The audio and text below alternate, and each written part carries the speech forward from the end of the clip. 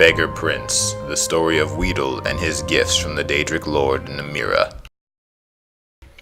We look down upon the beggars of the Empire, these lost souls of the poor and wretched of the land. Every city has its beggars. Most are so poor they only have the clothes on their backs.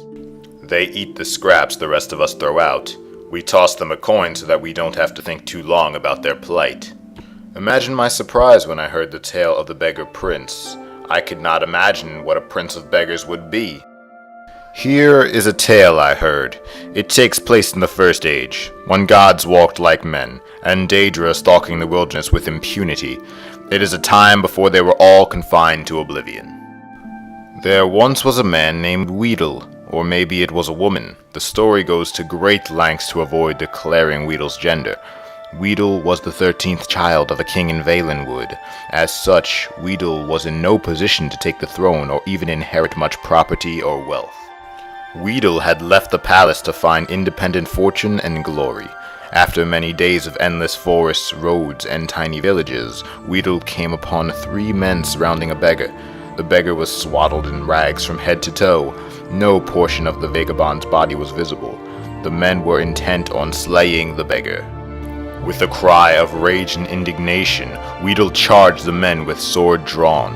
Being simple townsfolk armed only with pitchforks and scythes, they immediately fled from the armored figure with a shining sword. "Many thanks for saving me," wheezed the beggar from beneath the heap of foul rags. Wheedle could barely stand the stench. "What is your name, wretch?" Wheedle asked. "I am Namira."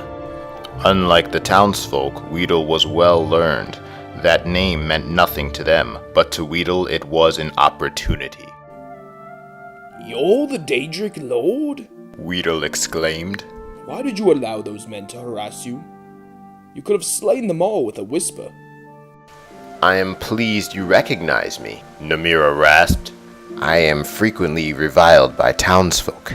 It pleases me to be recognized for my attribute, if not for my name." Wheedle knew that Namira was the Daedric Lord of all things gross and repulsive. Diseases such as leprosy and gangrene were her domain. Where others might have seen danger, Wheedle saw opportunity. "Oh, great Namira, let me apprentice myself to you. I ask only that you grant me powers to make my fortune and forge a name for myself that will live through the ages." "Nay, I make my way alone in the world. I have no need for an apprentice." Namira shambled off down the road. Wheedle would not be put off. With a bound, Wheedle was at Namira's heel, pressing the case for an apprenticeship.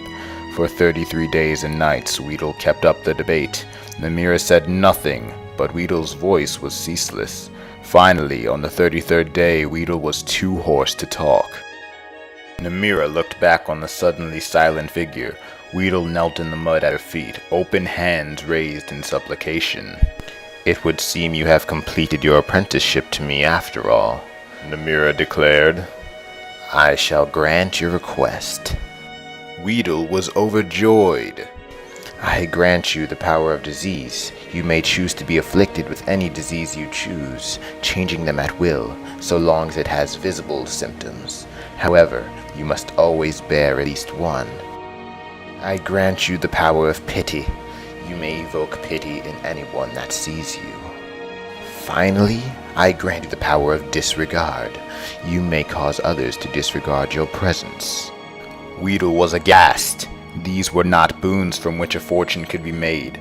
They were curses, each awful in its own right, but together they were unthinkable. "How am I to make my fortune and forge a name for myself with these terrible gifts?" "As you begged at my feet for 33 days and 33 nights, so shall you now beg for your fortune in the cities of men. Your name will become legendary among the beggars of Tamriel. The story of Wheedle, the prince of beggars, shall be handed down throughout the generations." It was as Namira predicted. Wheedle was an irresistible beggar. None could see the wretch without desperately wanting to toss a coin at the huddled form. However, Wheedle also discovered that the power of disregard gave great access to the secrets of the realms. people unknowingly said important things where Wheedle could hear them. Wheedle grew to know the comings and goings of every citizen in the city. To this day, it is said that if you really want to know something, go ask the beggars. They have eyes and ears throughout the cities. They know all the little secrets of the daily lives of its citizens. When Ukatash slew Lorcan, he ripped his heart right out. He hurled it across Tamriel, and the heart was heard to shout,